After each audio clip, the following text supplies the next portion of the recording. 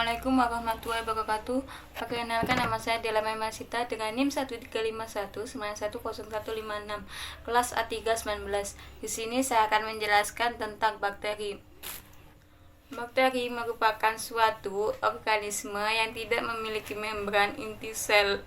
Bakteri dapat hidup di lingkungan yang beragam, baik di dalam maupun di luar tubuh manusia.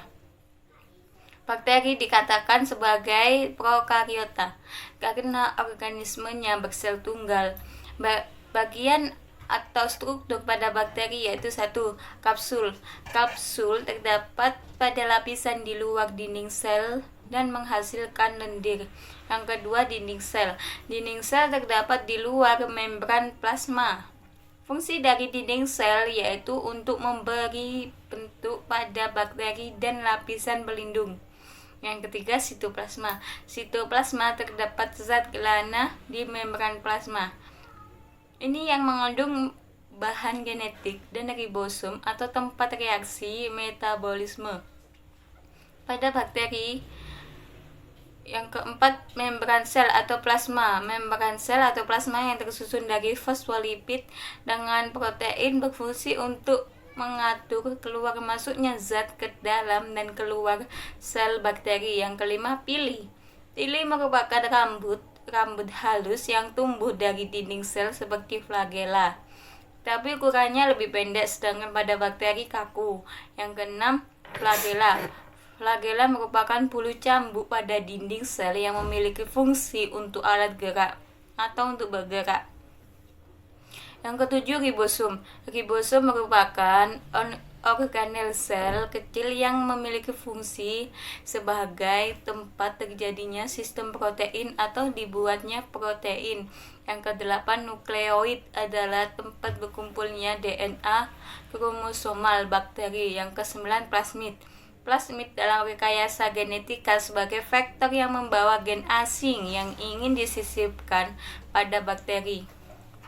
Adapun bentuk bakteri yang paling umum antara lain yaitu 1.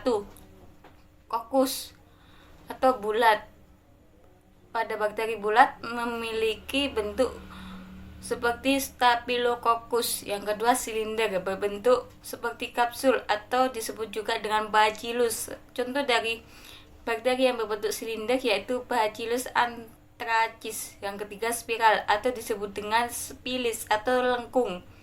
Contoh dari bakteri yang berbentuk spiral yaitu Treponema pallidum. Ada perbedaan bakteri prokariot dan eukariot. Pada bakteri prokariot merupakan kelompok organisme yang inti selnya bersifat prokariotik, tidak memiliki membran inti, tidak memiliki nukleus. Sedangkan eukariot kelompok organisme seperti fungi, hewan, tumbuhan, sel ini memiliki nukleus sejati. Seluruh daerah di antara nukleus dengan membran yang membatasi sel disebut dengan sitoplasma. Ukuran bakteri. Bakteri ukurannya jika dilihat dari mikroskop rata-rata berdiameter 1,25 mm atau sama dengan 1/1 juta meter. Bakteri terkecil memulai panjang 0,5 sampai 0,35 nanometer. Bakteri terbesar memulai panjang 13 sampai 15 nanometer. Perkembangbiakan bakteri umumnya bakteri berkembang biak secara pembelahan biner. Pembelahan ini dapat terjadi secara langsung, yaitu dari satu sel membelah menjadi 2 sel anakan, dan setiap sel anakan akan membelah diri menjadi 2, yaitu dalam jangka waktu antara 15 sampai 20 menit. Pertukaran materi genetik pada bakteri disebut rekombinasi genetik, yang terbagi menjadi 3, yaitu transformasi bakteri, yaitu bakteri mendapatkan DNA dari lingkungan sekitarnya. Bakteri memiliki protein di permukaan tubuhnya yang dapat mengenal DNA dan jenis bakteri. Jika bakteri menjadi DNA, maka akan menyerap DNA tersebut ke dalam tubuhnya. Kemudian DNA akan menyatu sehingga dapat mengubah struktur tubuhnya Yang kedua, transduksi. Transduksi pada bakteri terjadi ketika bakteri mendapatkan DNA dari virus bakteriofitas. Bakteriofitas merupakan virus yang menginfeksi bakteri. Virus itu akan menyatu dengan DNA bakteri dan bakteri tersebut tidak akan mati seluruhnya. Jika virus melakukan reproduksi secara lisogenik, materi genetik virus akan turut dengan pembelahan bakteri. Yang ketiga yaitu konjugasi, yaitu proses pertukaran materi genetik pada bakteri, perpindahan DNA dari satu bakteri ke bakteri lainnya. Bakteri ini hanya mengirimkan DNA pada bakteri lain, setelah itu protein fleksibel akan hilang. Mekanisme bakteri dapat menimbulkan penyakit, yaitu mulai dari berkembang biak secara berlebihan sehingga akan menghancurkan jaringan tubuh secara langsung dan menghasilkan racun yang membunuh sel-sel tubuh. Maka dari itu, bakteri hanya bertahan hidup atau bertahan dalam tubuh setelah berhasil menginfeksi macam-macam bakteri yang sering ditemukan atau umum kita ketahui, yaitu satu, bakteri Salmonella typhosa, yaitu pada penyakit tifus. Yang kedua, bakteri Mycobacterium tuberculosis, yaitu pada penyakit TBC paru-paru. Yang ketiga, bakteri Herseria meningitis, yaitu pada penyakit meningitis atau radang selaput otak. Yang keempat yaitu bakteri Clostridium tetani, yaitu pada penyakit tetanus. Yang kelima, bakteri Haemophilus influenza, yaitu pada penyakit flu atau influenza. Yang keenam, bakteri Fibrocoma, yaitu pada penyakit kolera.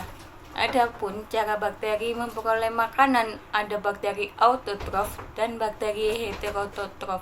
Pada bakteri autotrof terbagi menjadi dua, yaitu bakteri fotoautotrof dan bakteri kemoautotrof. Pada bakteri fotoautotrof merupakan bakteri yang menghasilkan makanan sendiri atau membuat makanan sendiri dengan bantuan sinar matahari.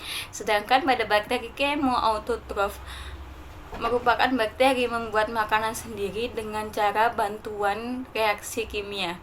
Yang kedua, ada bakteri heterotrof. Pada bakteri heterotrof terbagi menjadi tiga, yaitu bakteri pengurai, bakteri parasit, dan bakteri bersimbiosis mutualisme. Pada bakteri pengurai merupakan bakteri mendapatkan makanan dengan cara menguraikan organisme yang sudah mati. Dengan bakteri parasit merupakan bakteri yang mendapatkan makanan dengan cara menginfeksi tubuh. Dan bakteri bersimbiosis mutualisme, yaitu bakteri mendapatkan makanan dengan cara menumpang pada tubuhnya dan memberi keuntungan pada organisme yang ditumpanginya. Jenis bakteri berdasarkan uap terbagi menjadi dua, yaitu aerob dan anaerob. Pada bakteri aerob yang menimbulkan oksigen gas untuk bertahan hidup, sedangkan pada bakteri anaerob yaitu bakteri yang telah membutuhkan oksigen pada tubuh untuk bertahan hidup. Sebagian besar bakteri ini terdapat pada saluran pencernaan. Terima kasih.